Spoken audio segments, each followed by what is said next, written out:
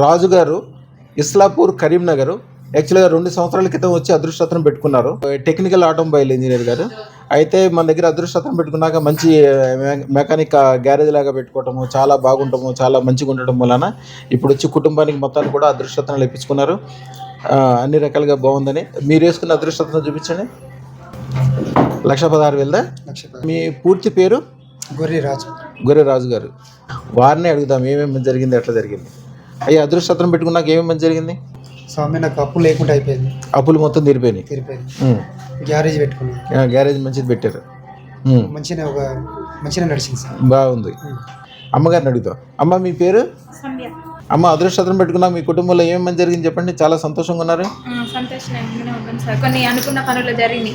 ఇప్పుడు ఇల్లు ఇంకా కొంచెం భూమి ఎక్కడన్నా దొరకాలని మళ్ళా 1,16,000. నాన్న, నీ పేరేంటి?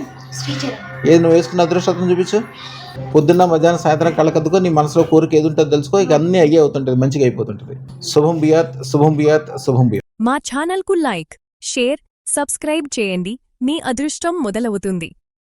అదృష్టర్ జ్యువెల్స్ను సందర్శించండి. AS రావు నగర్, కాప్రా, హైదరాబాద్.